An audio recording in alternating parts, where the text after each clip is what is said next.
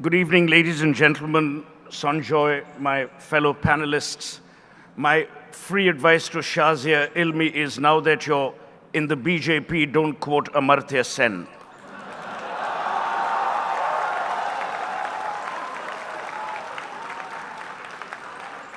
I don't want to pussyfoot on this topic, so I'll come straight to the point. Earlier, we had political ideologies, then we had political ideologues, now we have political idiots who are dabbling with the fabric of India, with the fabric of secular India. Instead of talking about issues that should inspire us, we are talking about issues that divide us. Instead of using literature as the fountainhead for hope and affection, we use literature as a political tool to score political brownie points. What can be more shameful for an ancient civilization than this? It is not my point to talk about the RSS, the BJP, the Congress. I've always used one phrase on television, and I will repeat here, is hammam mein sab nange hain. It is when they choose to take the kind of pot shots that they do that you really feel sad. You cannot wish away 180 million Muslims, just like the Muslims can't wish away the majoritarianism of Hindus. So we've got to take the political discourse to a different level. You know, I heard Rajiv's talk where he talks about a caller who called him in Dallas, and he says, you know, I'm talking about mutual respect. And that Muslim lady said, yes, but he says, no, but first let me tell you about my faith. That let Rajiv explain. Point I'm making is, everything that can be politicized in this country has been politicized. You cannot allow the arts.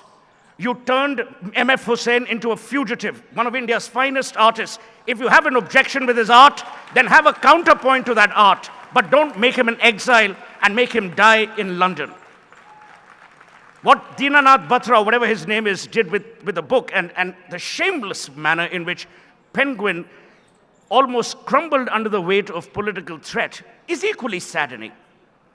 My belief is we've all been privileged. The fact that we are here at the Jaipur Literature Festival is symbolic of the fact that we are here because we are privileged to have an education which didn't divide us, an education which I'm an atheist, but if you were a Hindu, you still sang the Lord's Prayer.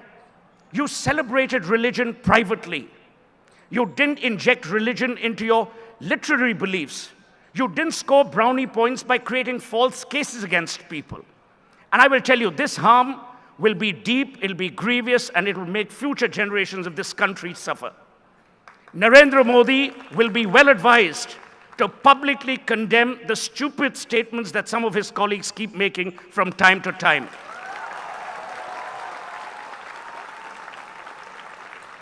It is not my place to advise the RSS because I haven't met anyone from the RSS yet, but I can probably convey the sentiments through Shazia, since she'll be working very closely with the Sangh. My point is that it does great work as an organization. When it does great social work, why does any organization in India adopt a political, religious nexus overtone? And if you want to do it for votes, do it for votes. Don't interrupt education. Don't interfere with the discourse of civility, of liberal thinking. Every government that comes to power rewrites our history books. What are our children going to grow up as? We start owning political icons. We start owning national leaders. We start owning their thinking. Nothing can be worse. I will say this today, that Nehru was a great prime minister, and it doesn't diminish Sardar Patel's greatness. So I'm saying, when you're talking about culture, I was born and raised in Calcutta. We celebrated culture there. Now we are celebrating a different kind of culture. It's called chit scam culture. But that's the tragedy. So I would appeal to everyone here, and through you to all our fellow citizens, that we actually live in a very, very fine country. There have been millions of attempts to derail our civility, our liberal thinking, but I believe that you can't survive this way, and something must give. And the point is, if we do it quickly, if we do it with alacrity, we will be safe as a nation, but more importantly, we will endure the ethos of our civilization. Thank you.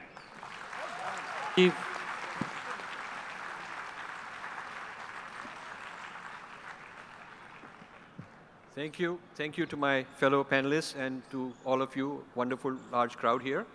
I'm delighted to be here and give you some of my views on this proposition. I think it would be foolish to say that culture is not part of politics because we are, after all, a cultured people. Nobody would want to stand here and say we are uncultured and therefore there is no such thing as culture in civic society. The question is what kind of culture? It is not culture versus no culture. It is one kind of culture versus another kind of culture. So my proposition, and I didn't frame this proposition, but what I would say is what we need is a debate or a discussion on what is to be our national grand narrative. The national grand narrative which is inclusive, which is fluid, which changes with times, which is an open architecture. I use the term open architecture in my latest book to define what I consider to be an ideal cultural framework. And it has to be something based on mutual respect. Difference with mutual respect. If you don't have difference, it's wishful thinking because you do have difference. People are different. It's the nature of society. It's the nature of the universe. Different flowers, different trees, different weathers, all of that. Diversity is part of the fabric of existence. So difference has to be there. The question is, can we have difference with mutual respect? Mutual respect means I'm fine, I'm happy, I'm rooted in who I am, but I respect you for who you are. You're different, but I respect you for who you are. And I want the same for myself. The word mutual is very important. It's not unilateral. It's not that I respect you no matter what, you must respect me. So therefore, my respect would not apply to somebody who doesn't reciprocate. So if it's an extremist group, then I don't owe them respect because they're not respecting other people. I only offer this mutual respect on the condition that it has to be mutual.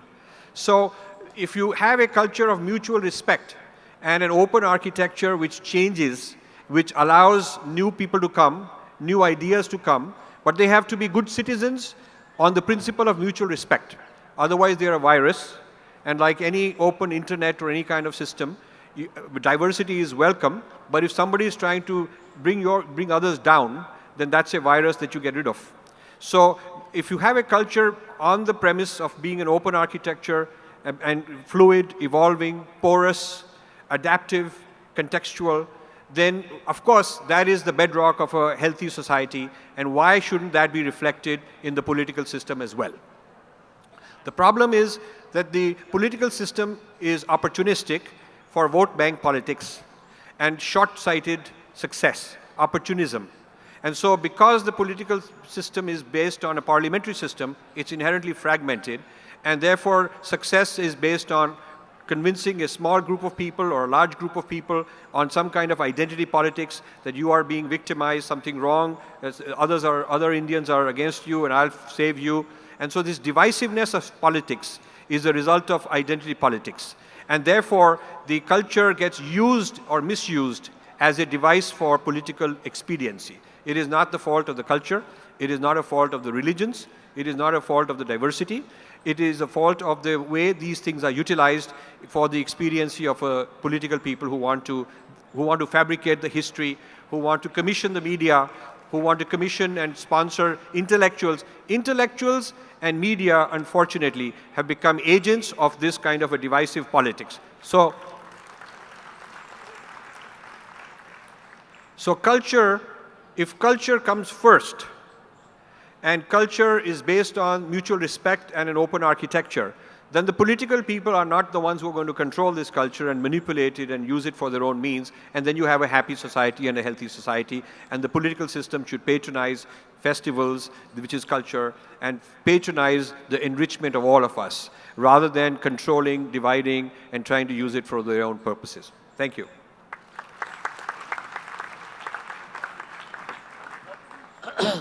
Before we open it up, I'm going to just ask the panelists a couple of questions, and then we will open up to the audience and come back again. So the first thing, across millennia, India has been a nation of philosophy that has assimilated cultures, whether it was Christianity 2,000 years ago, the Islamic culture 1,000 years ago, assimilated, made it its own, and continued to evolve.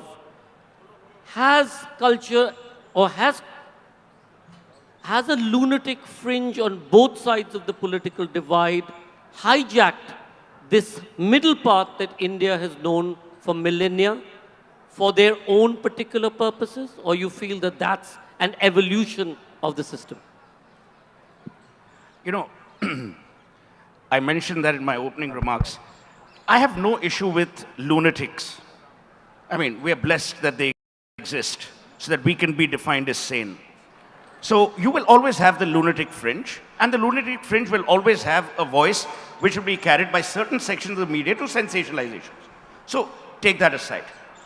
When you actually begin using cultural identity in the manner you see it and inject it into education curricula, make it a symbol of intolerance, eject artists, create a rule of law which is threatening to a creative, unfettered mind, that's where the problem is. Because if in this country, you cannot have a situation where you will not allow people to have a contrarian view.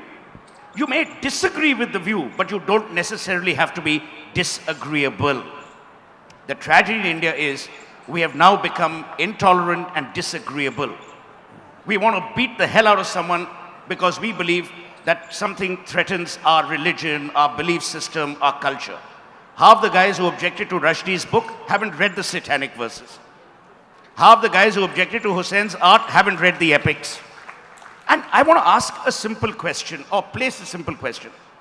Is religion, is culture, which has been evolving over centuries, so fragile that it takes one innocuous, stupid comment to threaten it? No. But when you alter the course of history, when you rewrite history books, when you enforce people who are, intellectually innocent, which is a polite way for calling them idiots, but the intellectually innocent, and you plant them in positions where they will influence the kind of culture you want displayed, that's the problem. Rajiv, did you want to say something? Sure. See, I think that as long as the politics is vote bank as an identity politics, you're going to have these problems. You cannot sort of wish people differently. You cannot say we wish there were no such people. There will be people, but the parliamentary system, a debate needs to be carried out whether the parliamentary system for such a huge country, for such a diverse country, is in fact a viable system, because this parliamentary democracy borrowed from England is borrowed from a country where England is a very small country and not so diverse and not so fragmented. And when you apply this kind of a bottom-up consensus building, there is the nice thing about it that you are including everybody's voice, but then there is the thing about it that you are fragmented, you have a wobbly configuration, equilibrium is very wobbly, and so to stay in power you have to cater to this guy, you have to cater to that guy, and they're going to demand their pound of flesh, and so therefore you are going to cater to the fringe element in order to keep yourself in power. The fringe element gets its power because you cannot otherwise build enough of a consensus to be in power. Yes, so exactly. we need to think about a different kind of a debate which says whether the parliamentary system itself is a viable system for this country. Suhel, our panel, has intolerance become the new culture? And in a sense, is that what's going to define us? Because today, in terms of debate, do we have considered debate at all? I mean, much of what happens in debate is based on very little information, very little fact, and it's either Wikipedia or some of the media. I mean, has intolerance become... I think it's an excellent question. Citizens are of three kinds. You're either engaged, you're indifferent, or you're enraged. From 1937 to 1947, we had an engaged citizenry with the idea of freedom. From 47 to 71, we were largely indifferent. 71, the Bangladesh war galvanized an entire country. 75 to 77, emergency got us enraged. When Narasimha Rao, followed by Vajpayee ji, followed by Manmohan Singh, we've been hovering, we've been like oscillating between indifference and anger. Certainly the last 4 years were ones of anger. The brand of intolerance has now become pretty vicious. Political discourse does not have ideological facts to support it. And you can see that around. You see that in parliamentary debates. I mean, today you have more criminals in parliament than in Tihar jail. True. I mean, how ironic is that? A, B, the point that I made, again, what happened with Sadhvi's remarks, which derailed Parliament, which forced the government to go through ordinances. Now, these things are going to continue to happen. We have become an angry society. We have used the justice system. We've manipulated the justice system. We have many judges who don't have the intellect to perhaps understand that there are some cases being filed for publicity and some which require genuine justice. So if you look at the brand of intolerance, that's what worries me. And finally, I'm deeply concerned about what we are doing with education. When we grew up on Shakespeare. We also grew up on Premchand. We grew up on Harivansh Rai Bachchan. We grew up on Nirala. We grew up on Tagore, not Sharmila, but Rabindranath. We also grew up on Bankim Chandra Chatterjee. We read authors with delight. We discussed and debated with respect. You know, Rajiv talks about mutual respect. I will only correct you, sir, if I may, slightly. You don't respect a person because you expect the person to respect you. You respect a person regardless. We were taught in Calcutta to respect our elders. Then we don't have to wait. Now, when will the elder again reciprocate? Let me come back to you. No, sure. Yeah. So I'm saying the respect that you rightly spoke of has gone out of the window. We have taken contrarian stance. We have, as she rightly said and Rajivji said, the fringe element which is taking over civil space, civil society, and the media. I mean, you know, I will not use this forum, but there is a particular politician, wife died, blah, blah, blah. But the television anchors have already pronounced the person guilty. I mean, I find this bizarre. You cannot run a country through television studios. That's why you need people like Shazia to get out of studios and run the country. Rajiv, you wanted to... Now we are back to being friends. Okay. Rajiv, you wanted to... Yes, I think it's important to understand the problem with unconditional respect. You would have to respect Hitler. You would have to respect Bin Laden. So you need to have experience, my position of mutual respect is the result of years and years of debating, discussing, answering this and answering that. And I too started out with saying I respect the word until some people said, well, in that case, are you respecting the terrorist and are you respecting the guys who you consider the fringe element? So I have to demand of them something which is a qualifier, a minimum qualifier is there respect for other people. Completely agree. Okay. And you're right about Hitler because he's dead, so he can't respect you back, even if you did respect him. That is correct. But Arsha, you wanted to No, speak I, about intolerance being... So it's Bin Laden. just, my basic choices. Rajiv, Yeah. hasn't art always been reflective of politics? I mean, Yes. if you look back millennia, whether it's the Ramayana or the Mahabharata, Yes. whether it's Picasso and his painting of Guernica, Yes. Whether it's protest theatre, whether it's Shakespeare, Yes. art has always been in the forefront of politics, Correct. reflecting everything, including in India. Yes. Safdar Hashmi, for Yes, example. and I would say the right to disagree is a very fundamental right of freedom of speech and freedom of thought. And when you disagree, including disagreeing with texts, religious ideologies, it's a fundamental right. Now, if I disagree with a religious ideology and it pisses off some people, then that's fine. That's their prerogative. So I, in a sense, have the right to piss off people. That is part of my freedom of thought. And they have, if the interaction goes down to a level where it's personal, it's not about ideas, it's not difference about ideas, but personality and violence and things of that sort, that becomes a problem. But if it's at a certain stature, certain level of disagreement of ideologies, I think if people are upset, then that's their problem. We have to mature the public that they should not get incited because somebody disagreed with their ideology.